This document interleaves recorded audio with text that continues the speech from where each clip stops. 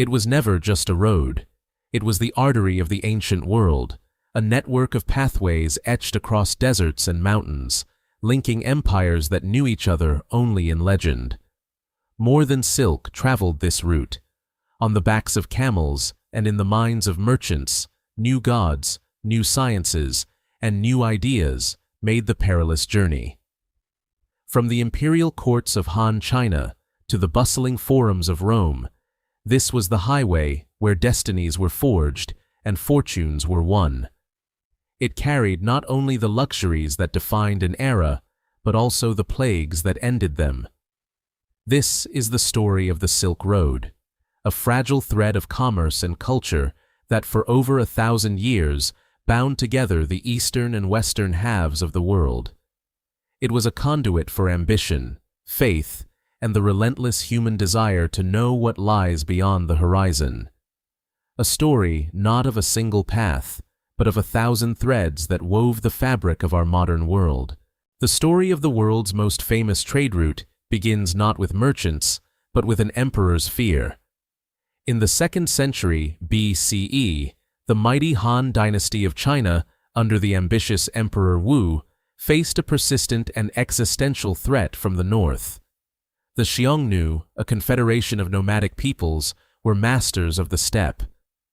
Their lightning-fast cavalry raids terrorized the northern frontiers, breaching defenses and draining the imperial treasury. Emperor Wu grew weary of paying tribute and building defensive walls. He sought a decisive solution. He dreamed of a grand alliance, a pincer movement to crush the Xiongnu once and for all. His court astronomers and advisors spoke of a powerful people to the far west, the Yuezhi, who had been driven from their lands by the Xiongnu and harbored a deep desire for revenge.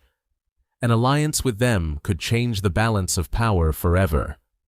But the lands to the west were a complete mystery, a realm of rumor and legend beyond the Jade Gate. To undertake such a journey was to step off the known map. For this monumental task, the emperor needed a man of extraordinary courage, loyalty, and resilience. He chose a minor palace official named Zhang Qian. In 138 BCE, Zhang Qian set out with a delegation of around 100 men, carrying imperial gifts and the hopes of an empire.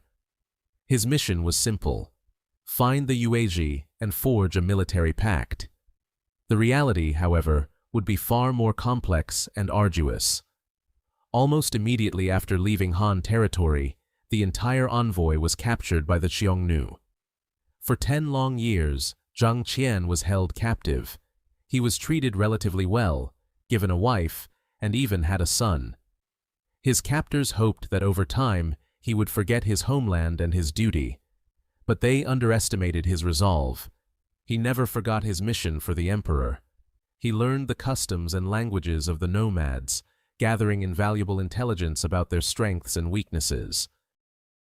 He observed their trade networks, their culture, and the geography of the lands they controlled. After a decade, he saw his chance and escaped, continuing his journey west.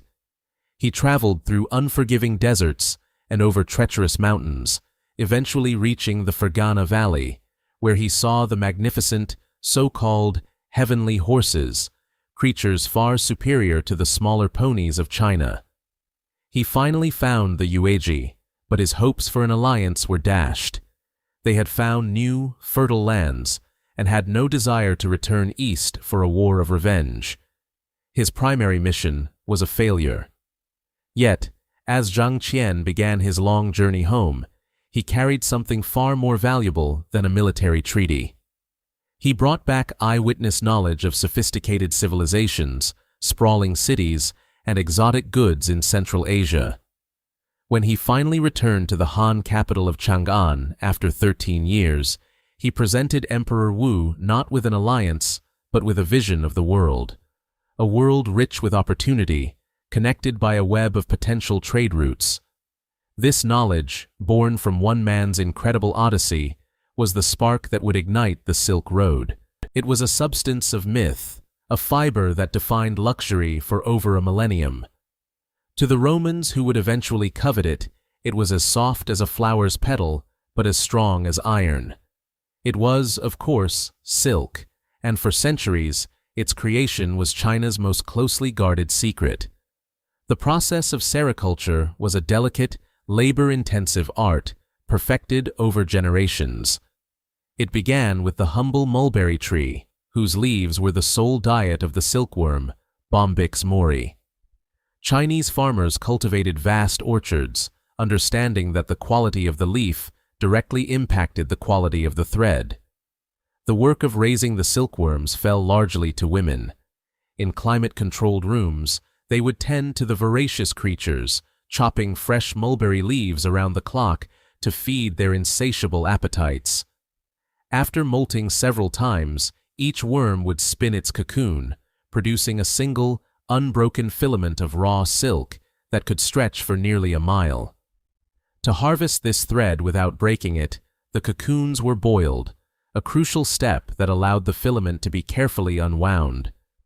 Thousands of these near-invisible threads were then combined, spun into a single strand strong enough for weaving.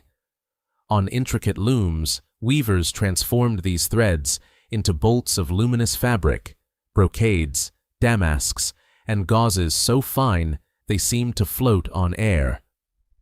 The Chinese state recognized the immense value of this commodity early on. The production of silk was placed under imperial control, becoming a cornerstone of the economy. It was used to pay taxes, remunerate officials, and as a diplomatic gift to placate neighboring states. The secret of its origin was protected with the utmost severity. Any attempt to smuggle silkworm eggs or mulberry seeds out of the empire was an offense punishable by the state. This monopoly gave China incredible economic power. As the Silk Road began to take shape, caravans laden with tightly wrapped bales of silk departed from the capital, Chang'an. Each bolt of fabric represented not just wealth, but the accumulated knowledge and discipline of an entire civilization. As the caravans traveled west, the value of their cargo multiplied with every oasis and mountain pass. The further it got from its source, the more mysterious and desirable it became. To the merchants of Persia and the aristocrats of Rome, it was a magical cloth from a fabled land, with no understanding of the humble worm and leaf from which it sprang. China had given the world the ultimate luxury, but in doing so, it had also created an unquenchable global demand. The allure of silk was so potent that it inspired obsession, greed, and espionage. The secret was a source of immense strength, but it was a secret that the rest of the world was desperate to uncover. In 53 BCE, at the disastrous Battle of Carrhae, the legions of Marcus Licinius Crassus faced the formidable cavalry of the Parthian Empire. As the battle turned against them, the Romans witnessed a terrifying and beautiful sight. The Parthian horsemen unfurled massive, shimmering banners that billowed and caught the desert sun like captured light.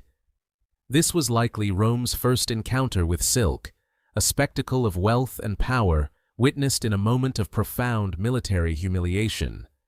That initial glimpse soon turned into an insatiable craving. Within a few decades, silk began to trickle into the Roman Empire, arriving through trade routes controlled by the very Parthians who had defeated them. The fabric caused an immediate sensation. For the Roman elite, accustomed to linen and wool, silk was otherworldly. Its lightness, its softness, and the way it shimmered with color made it the ultimate status symbol. Patrician women and, to the scandal of moralists, even some men, clamored to wear it. The demand became so feverish that it created a severe economic problem. Pliny the Elder, the Roman historian, lamented that the empire was being drained of 100 million sesterces every year to pay for luxuries from the east. Gold and silver coins flowed out of Rome, traveling eastward along the trade routes, never to return. This drain of treasure was a source of constant anxiety for emperors and senators. Moralists like Seneca the Younger railed against silk, seeing it as a symbol of decadence and moral decay. He criticized the thin, almost transparent garments woven from it, which he claimed did little to conceal the wearer's form, calling them an affront to public decency. But no amount of moral outrage could temper the desire. Silk was more than just clothing. It was a statement of power, wealth, and connection to an exotic, mysterious world. Despite their obsession, the Romans had only the vaguest notion of where silk actually came from. They called the unknown land of its origin Ceres, the land of silk, imagining a people who combed the fiber from trees.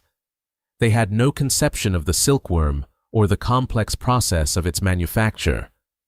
Their world map ended abruptly at the eastern edge of the Parthian Empire. The Parthians, acting as shrewd middlemen, had no intention of allowing the two superpowers, Rome and China, to establish direct contact, as this would destroy their profitable monopoly. For Rome, this was intensely frustrating. They were the masters of the known world, yet they were dependent on their geopolitical rivals for the luxury they craved most. This desire for direct access to the riches of the East, to bypass the Parthian gatekeepers and reach Ceres itself, would fuel Roman policy and ambition for centuries, shaping its diplomacy and military strategy on its eastern frontier. Between the insatiable appetite of Rome and the secret-laden workshops of China stood a formidable power, the Parthian Empire. They were the indispensable middlemen, the savvy gatekeepers of the Silk Road. For nearly 5 centuries, from the mid-3rd century BCE to the 3rd century CE, nothing moved between East and West without their knowledge and, more importantly, without them taking a substantial profit. Geographically, they were perfectly positioned. Their vast empire stretched from the Euphrates River in the west to the borders of modern Afghanistan in the east, encompassing the entire overland route that connected the Roman world to the Central Asian trade hubs. The Parthians were not merely passive toll collectors, they were masterful managers of global commerce. Their strategy was simple but brilliant. Keep the two great empires at the ends of the road, Rome and Han China, completely separate. Parthian merchants would buy silk and other Chinese goods from Sogdian and Kushan traders at their eastern frontier cities, such as Merv. They would then transport these goods across their own well-policed territory and sell them to Roman traders at western hubs like Dura Europos at a vastly inflated price. They actively discouraged direct contact, reportedly spreading tales to Roman envoys about the immense and impassable dangers that lay beyond Parthia, while telling the Chinese that the Romans were too distant and difficult to reach. This policy maintained their monopoly and made them fabulously wealthy. Their capital, Ctesiphon, became a glittering metropolis, enriched by the constant flow of commerce. The Parthians themselves were a fascinating cultural blend. Heirs to the Persian Achaemenid Empire, but deeply influenced by the Hellenistic culture of the preceding Seleucids, they were a unique force. Their true strength, however, lay in their military. Their heavy cataphract cavalry, fully armored riders on armored horses, were the tanks of the ancient world. But they were most famous for their light horse archers, who perfected the devastating tactic known as the Parthian shot, feigning retreat while turning in the saddle to fire arrows at their pursuers. This military prowess not only allowed them to defeat Roman legions, as they did at Carrhae, but also to secure the trade routes within their domain from bandits and raiders, making the journey relatively safe for caravans, for a price. Their position as the world's premier middlemen, however, was a precarious one. While it brought immense wealth, it also brought constant conflict. Rome deeply resented Parthian control and the endless drain on its treasury, leading to a series of protracted wars. The Parthians had to be warriors, diplomats, and merchants all at once, constantly balancing the pressures from the two superpowers on their flanks. They were the powerful, essential link in the chain, but they knew that both Rome and China dreamed of a day when that link could be bypassed. The great empires of Rome, Parthia, and China were the anchors of the Silk Road, but its lifeblood flowed through the arteries of the route itself, the vast, forbidding landscapes and the vibrant oasis cities that punctuated the desolation. The journey was a monumental undertaking. To the west of China lay the Taklamakan Desert, a name often translated as "He who enters does not come out." It was an ocean of shifting sand, where entire caravans could be swallowed by sudden storms, and the sun beat down relentlessly.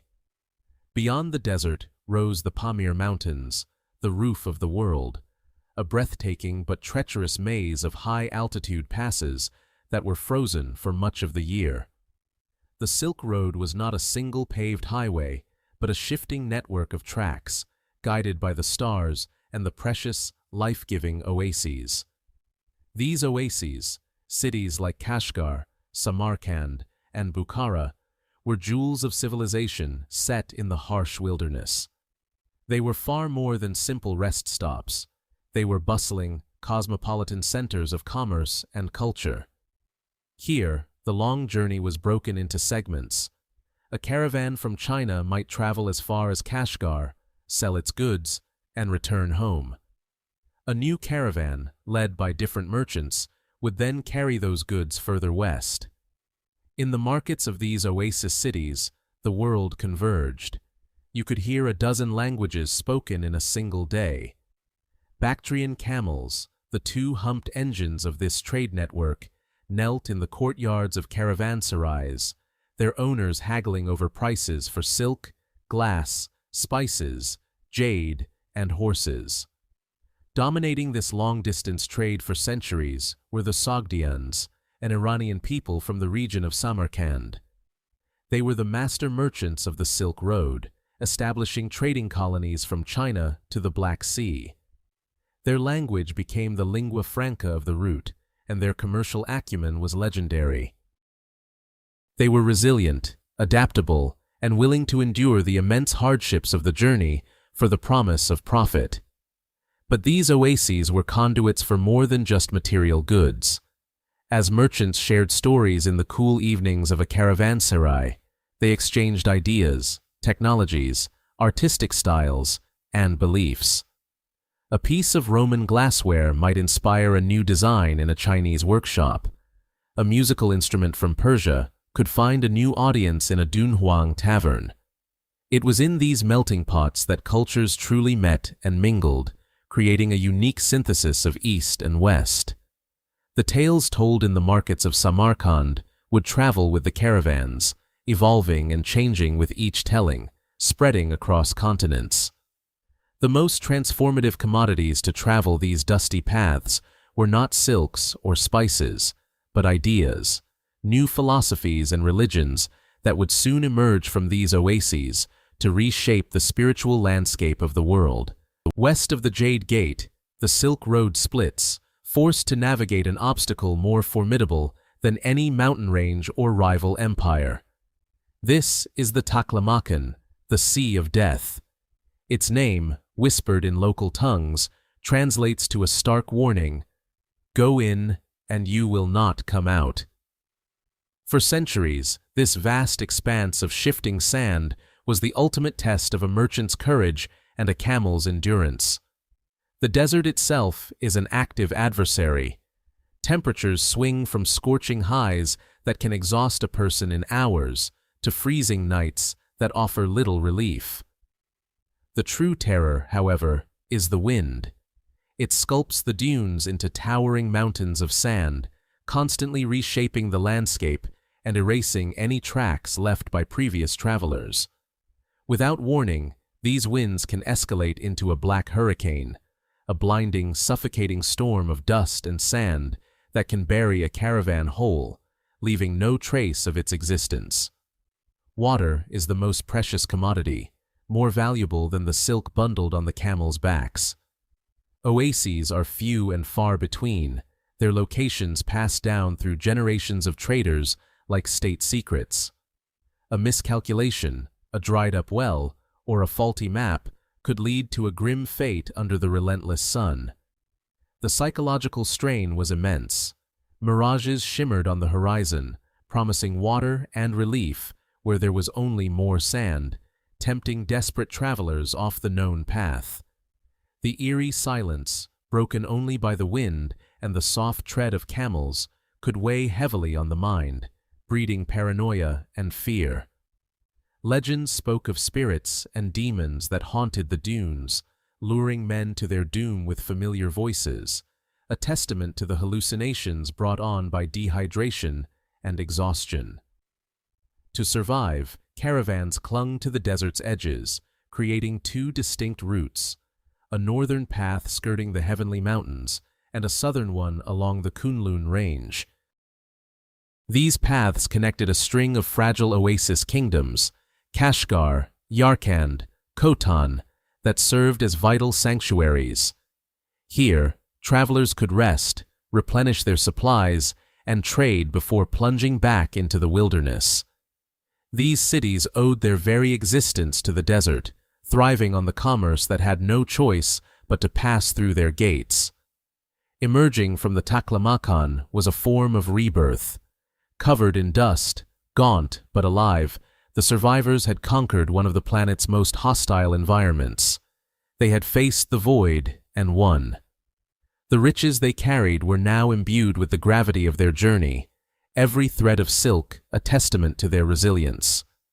Ahead lay the markets of Central Asia, but the memory of the sand would never leave them. It was a price paid for passage on the world's greatest highway. For the mighty Han Dynasty of China, the world did not end at the Taklamakan Desert. It ended at the limits of their cavalry's effectiveness. To their north and west, the nomadic Xiongnu warriors were masters of mounted warfare. Their swift, resilient ponies allowed them to raid Chinese settlements with impunity, appearing and disappearing like ghosts on the steppe. The Han armies, largely composed of infantry, were too slow to respond effectively.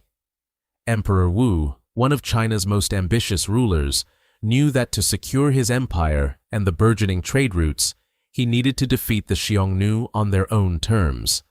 He needed a better horse. The answer came from the reports of his envoy, Zhang Qian, who had returned from a long, arduous journey to the west. In the fertile Fergana Valley, beyond the Pamir Mountains, he had seen them, magnificent steeds, larger, stronger, and faster than any horse in China. They were the heavenly horses, or Tianma. Local legends claimed they were descended from dragons and sweated a fine, pinkish lather, which the Chinese interpreted as blood, a sign of their incredible stamina and divine spirit.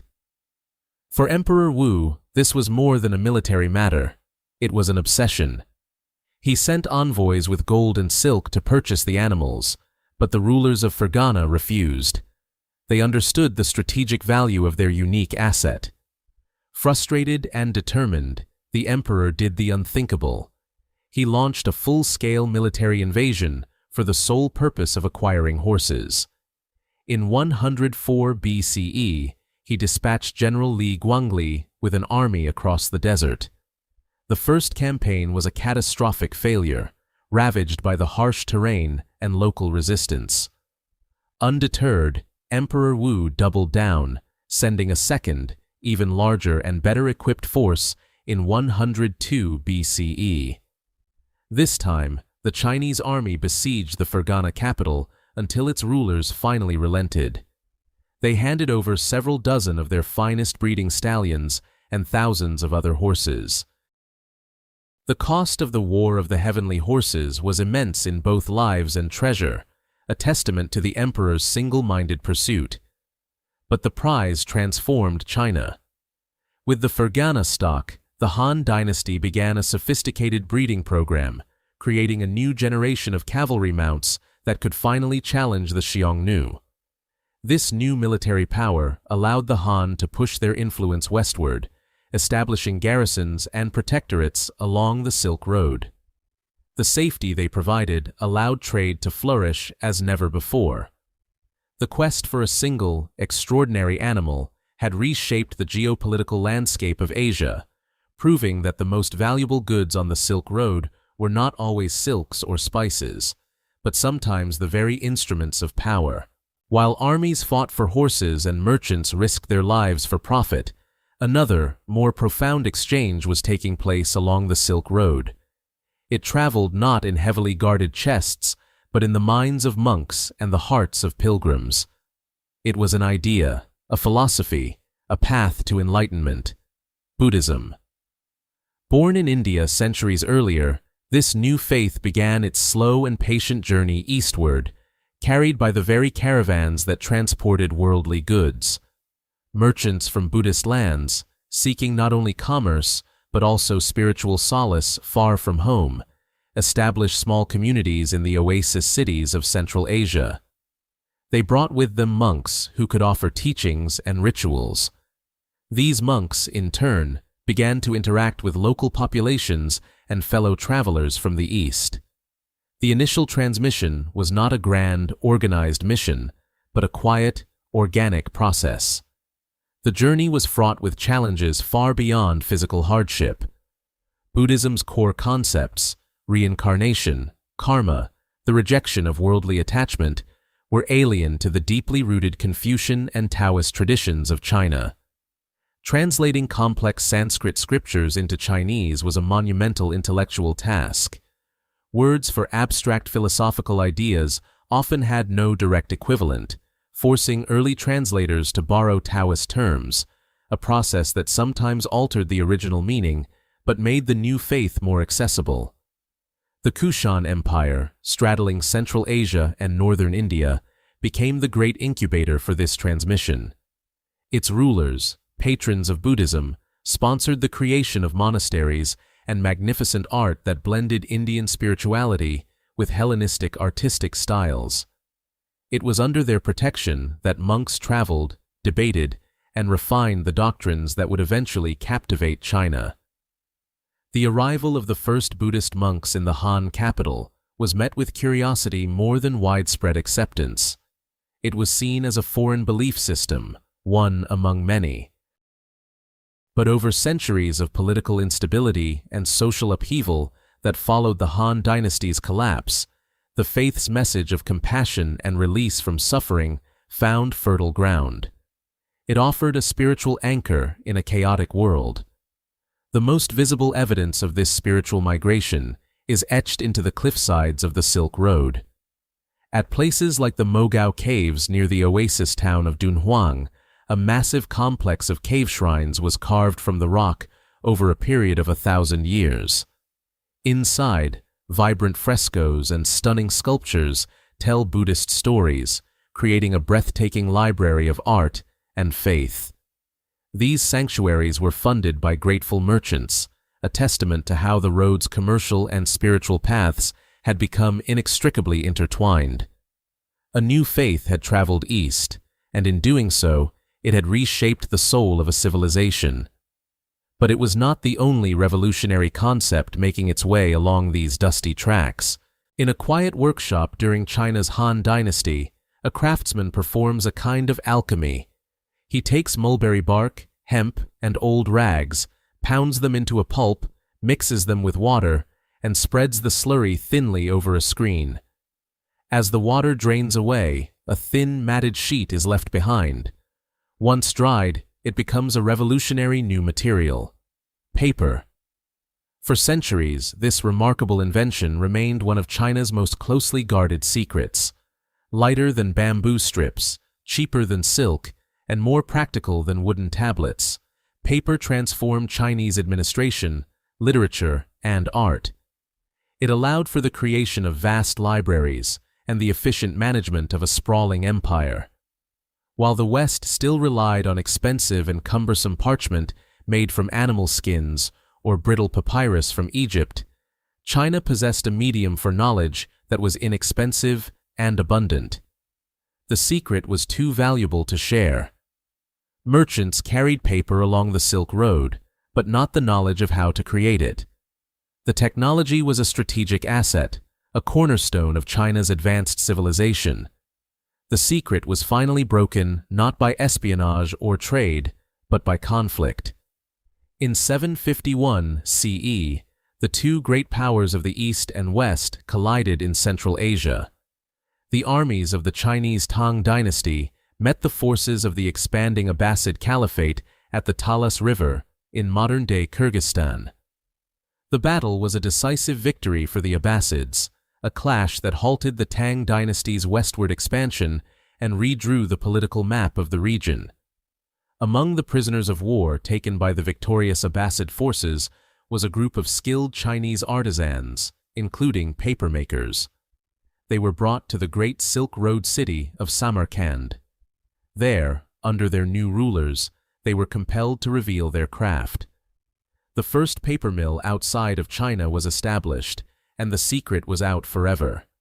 From Samarkand, the technology spread with incredible speed throughout the Islamic world. Mills sprang up in Baghdad, Damascus, and Cairo. The availability of cheap paper fueled a golden age of science, mathematics, and philosophy. Libraries, like the famed House of Wisdom in Baghdad, swelled with books on every imaginable subject. Scholars could now easily copy, share, and debate ideas, accelerating the pace of intellectual discovery.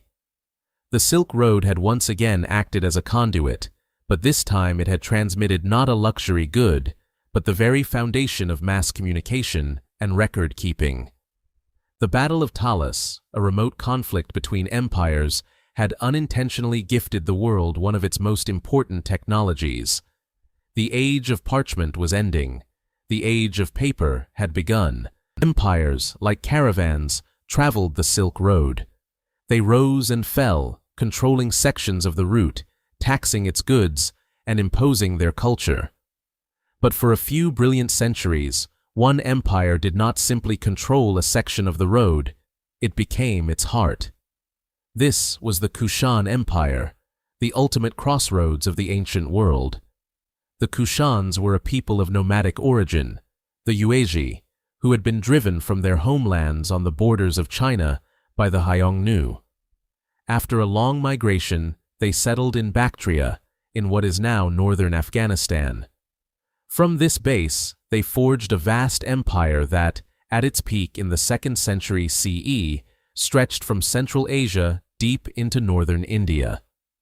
Their territory encompassed the most critical junctions of the Silk Road, including the formidable mountain passes of the Hindu Kush. They were perfectly positioned to be the world's middlemen. A Roman merchant seeking Chinese silk, an Indian trader wanting Roman glass, a Parthian looking for Central Asian horses, all had to pass through Kushan lands. The Kushans understood their unique position. Rather than just being toll collectors, they became active participants and protectors of commerce. They established a stable gold and copper currency that was accepted across the region, simplifying transactions. They built and secured roads, making travel safer and encouraging more merchants to make the journey. Their capital cities, like Bagram and Peshawar, became vibrant, cosmopolitan centers where people of all ethnicities and faiths mingled. Roman coins have been found alongside Chinese lacquerware and Indian ivory carvings in the ruins of Kushan palaces. This fusion was not just economic, it was cultural. Having conquered the former Greco-Bactrian kingdoms, the Kushans absorbed Hellenistic artistic traditions.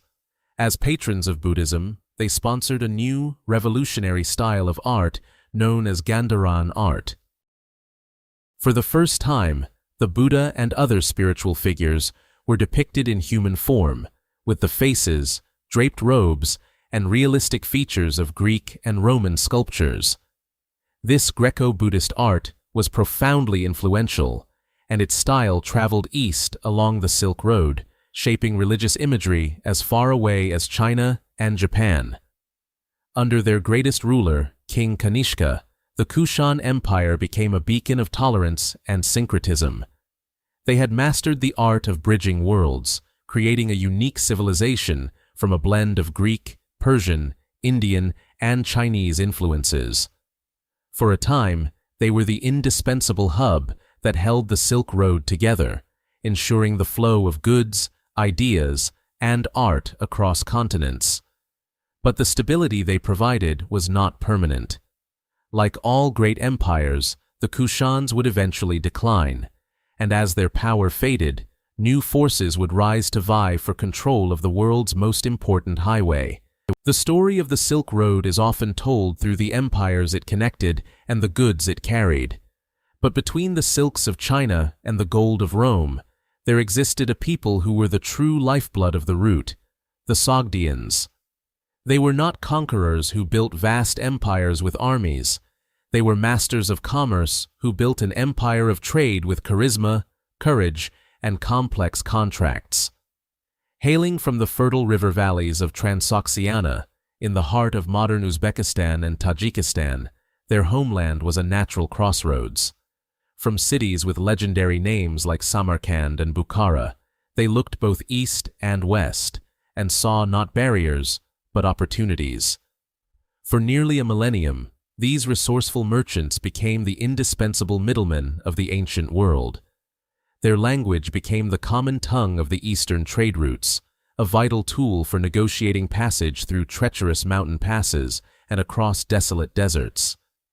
They were translators, diplomats, and cultural brokers, as comfortable in the courts of Turkic khans as they were in the bustling markets of the Tang capital. A Sogdian caravan was a marvel of organization and resilience. These were not simple journeys. They were meticulously planned expeditions that could take years, facing bandits, brutal weather, and political instability. The Sogdians developed sophisticated business practices to mitigate these risks.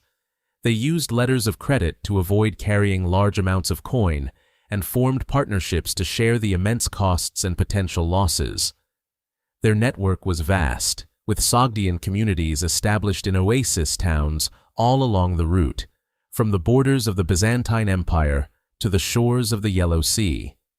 These settlements acted as vital nodes, providing shelter, information, and fresh supplies to the traveling caravans. They facilitated the movement of not just luxury goods, but also technologies, artistic styles, and religious ideas. Through their tireless efforts, the Sogdians wove the disparate regions of Eurasia into a single, interconnected web. Their fortunes were inextricably linked to the stability of the great powers they served. As a new, powerful dynasty began to unify China and project its power deep into Central Asia, the Sogdian Golden Age was about to dawn. At the eastern terminus of the Silk Road lay its ultimate prize, Chang'an, the capital of Tang China. In the 7th and 8th centuries, this was the most magnificent and cosmopolitan city on Earth. More than 1 million people lived within its massive, precisely engineered walls, a testament to the power and confidence of the Tang dynasty. Under emperors like Taizong, the Tang had pacified the trade routes, extending their military and political influence deep into Central Asia. The result was an unprecedented era of peace and prosperity, a golden age that turned Chang'an into a global metropolis. The city was a vibrant mosaic of cultures. Its 2 great marketplaces, the West Market and the East Market, teemed with merchants from across the known world. Sogdians and Persians haggled over prices with Chinese officials, while Turkic nomads traded powerful steeds for bolts of silk. The air was thick with the scent of exotic spices and the sounds of dozens of different languages. This constant influx of foreign people and products had a profound effect on Tang society. The arts and fashions of the court were heavily influenced by these outside connections. Ladies of the court adopted Persian-style clothing and hairstyles. The exhilarating game of polo, introduced from the steppes, became a favorite pastime of the nobility. The sound of foreign lutes and drums filled the city's taverns, where dancers performed the energetic Sogdian whirl to the delight of onlookers. The Tang elite were curious, open-minded, and fantastically wealthy, creating an insatiable demand for foreign luxuries. Glassware from Rome, cobalt from Persia for blue and white porcelain, and jewels from India all flowed into the capital. This cultural exchange was a two-way street. Chinese silk, ceramics, and paper-making technology traveled west, transforming the societies they reached. For a time, the Tang Dynasty seemed to be the unshakable center of the world, its brilliance radiating out along the Silk Road. But the empire's very openness contained a hidden vulnerability. Its reliance on foreign generals to guard its distant frontiers had placed enormous power in the hands of ambitious men. One of them, a commander of Sogdian and Turkic descent, was quietly building a loyal army, and his ambition would soon bring this golden age to a shattering end. The caravans that traversed the Silk Road carried cargoes far more precious than silk or spices. They carried ideas, philosophies, and faiths, transforming the spiritual landscape of a continent. The road was a conduit for belief, and no religion traveled it more successfully than Buddhism. Originating in India, it journeyed northward, carried by missionaries and merchants.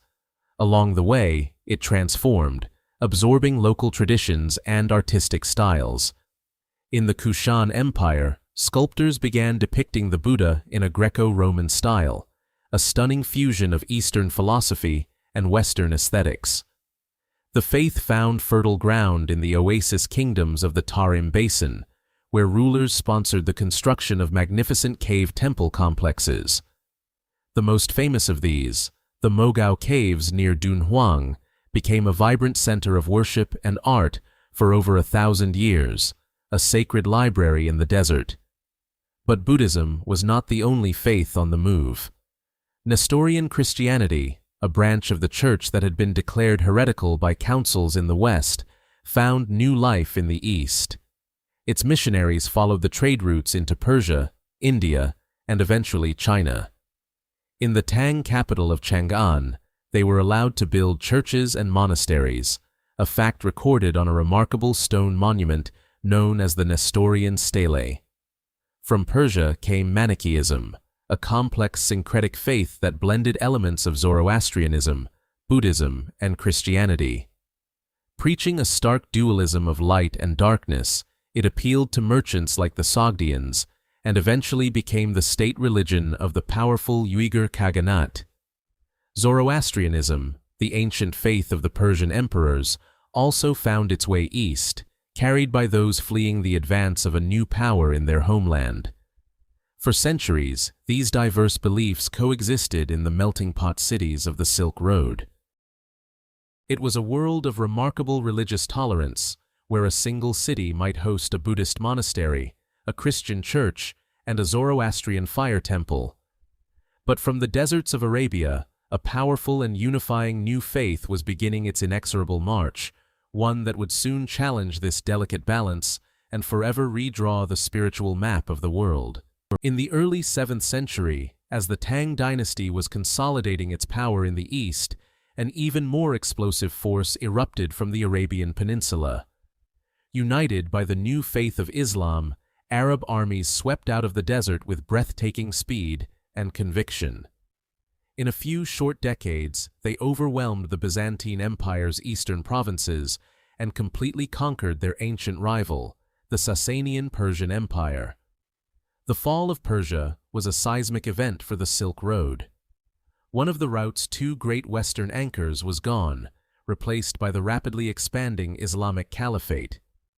The Arabs now stood at the gates of Central Asia, the Sogdian heartland, and the doorstep of the Chinese sphere of influence.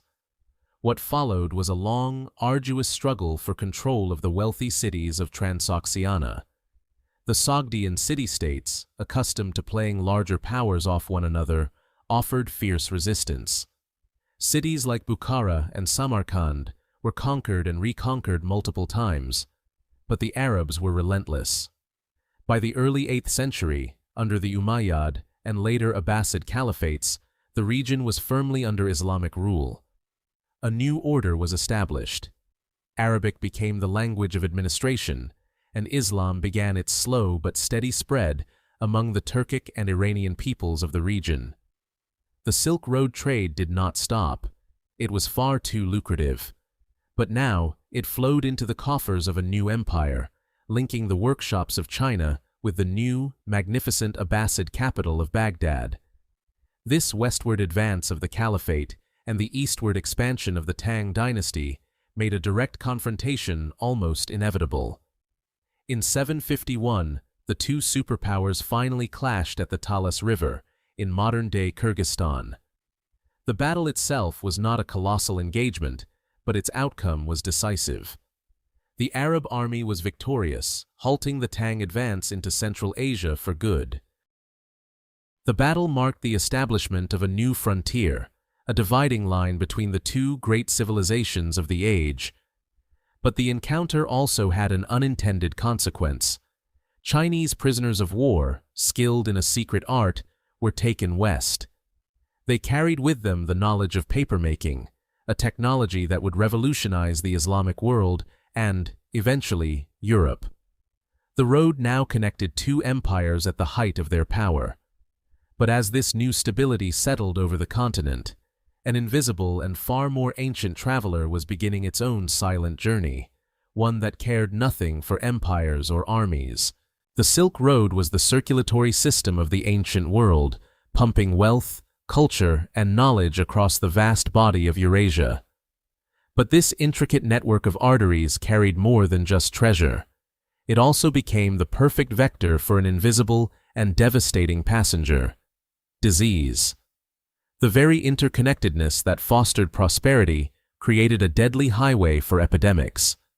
For millennia, civilizations had developed in relative isolation, building up immunities to their local pathogens. But when merchants, soldiers, and migrants began traveling long distances, they carried these microscopic agents with them into populations with no natural defenses.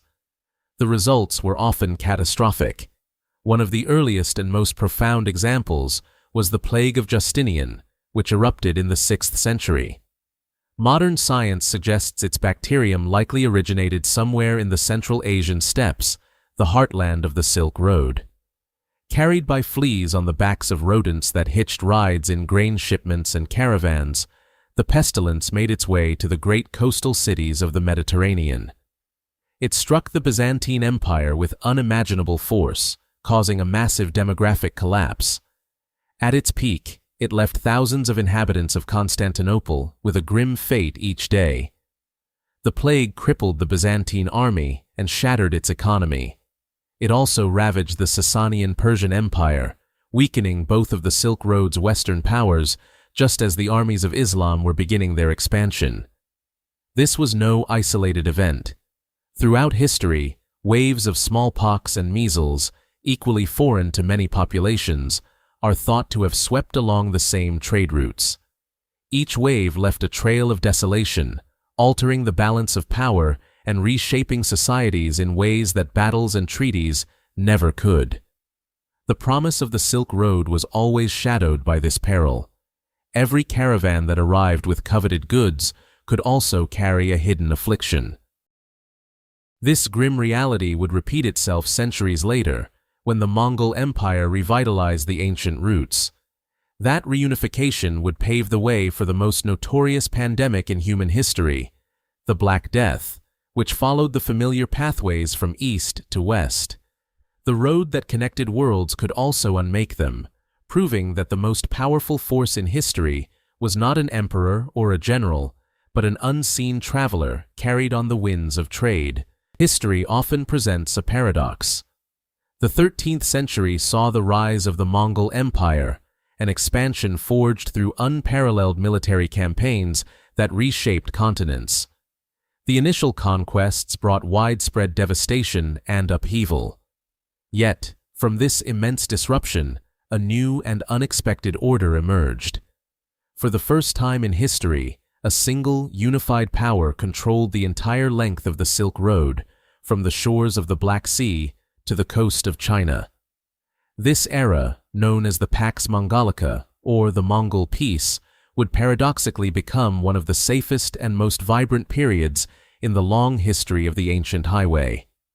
Under the formidable authority of Genghis Khan and his successors, the old dangers of the road, the banditry, the warring tribes, the petty lords demanding ruinous tolls, were systematically suppressed. The Mongols, pragmatic rulers above all, understood the immense value of trade. They knew that the prosperity of their vast empire depended on the free flow of goods and ideas. To facilitate this, they established one of the most brilliant logistical systems the world had ever seen: the Yam. This was a sophisticated network of relay stations, positioned roughly a day's ride apart across the entire empire. At each station, official travelers and merchants could find fresh horses, food, and lodging.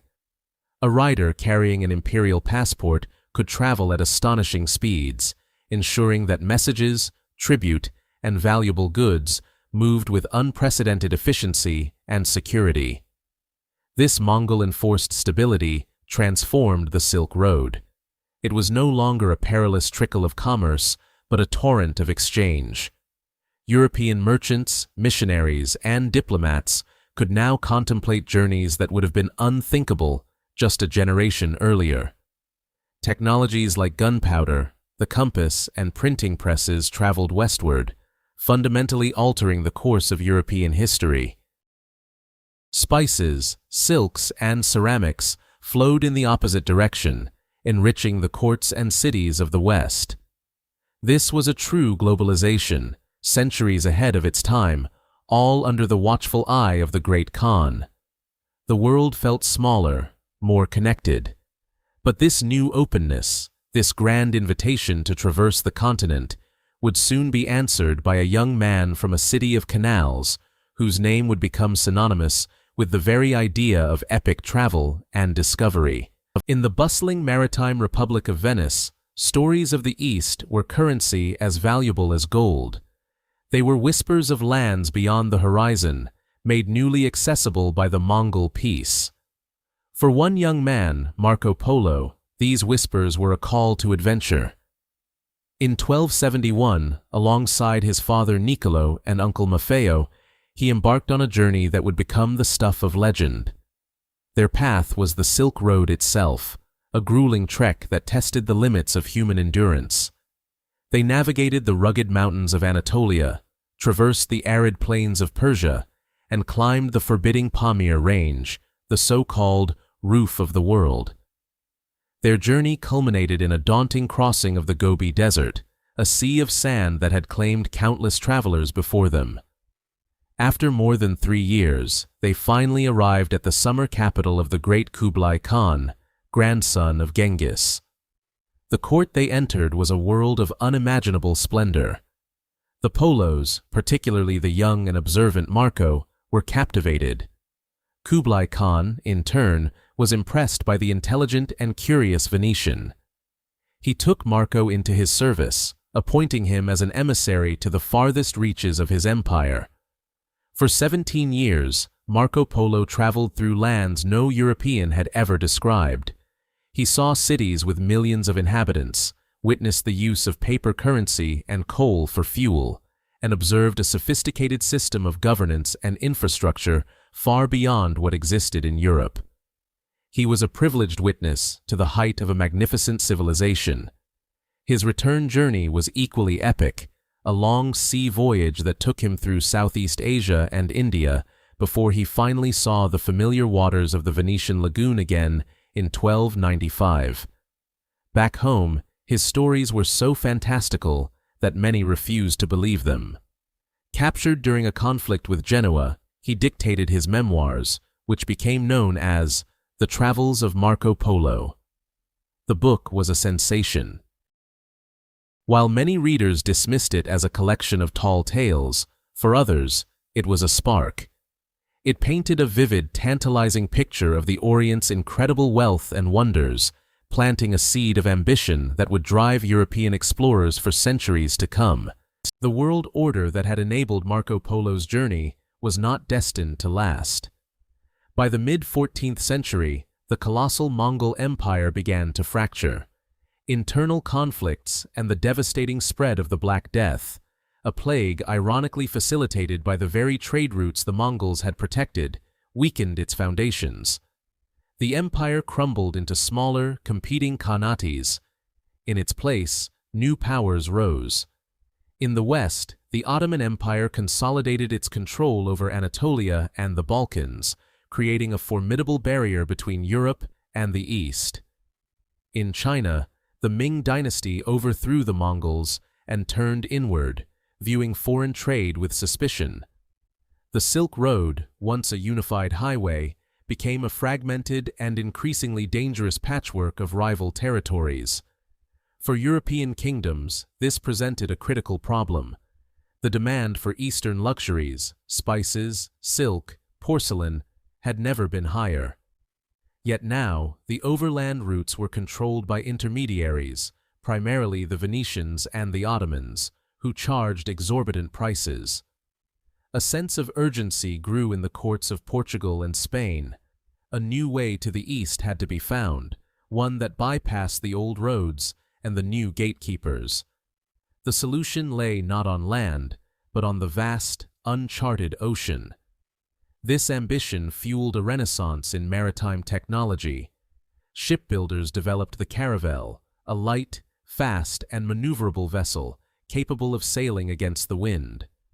Navigators refined tools like the astrolabe and the magnetic compass, allowing them to plot their course with greater accuracy on the open sea.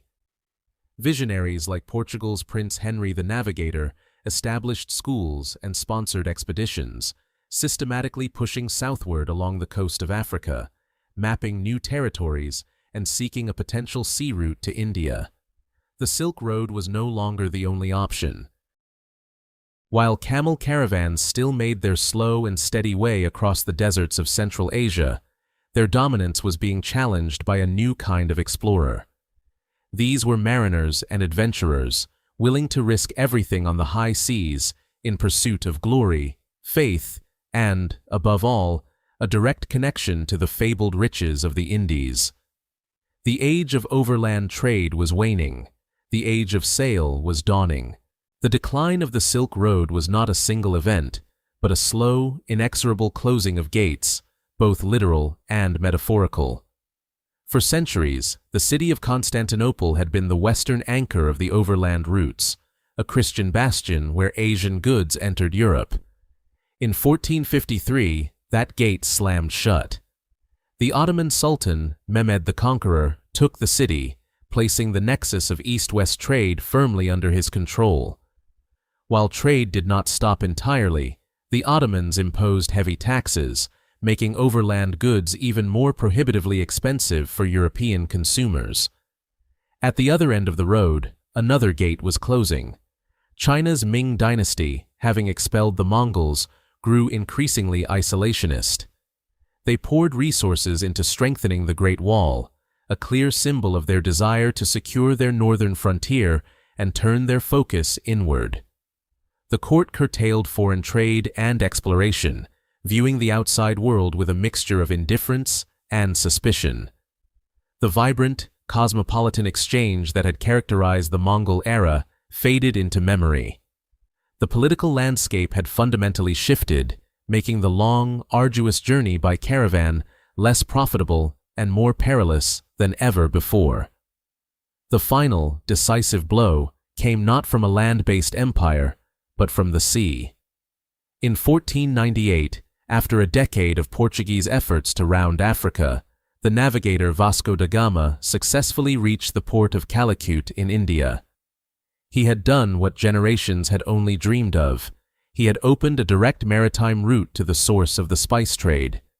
Suddenly, ships could transport vast quantities of pepper, cloves, and cinnamon directly to Lisbon, completely bypassing the Silk Road and its many intermediaries. The economic logic was inescapable.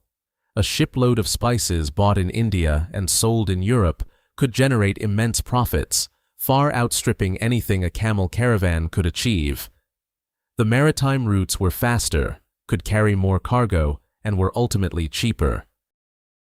The great caravan cities of Central Asia, Bukhara, Samarkand, Khiva, found themselves on a road to nowhere. The lifeblood of commerce that had sustained them for millennia was now being diverted to the sea.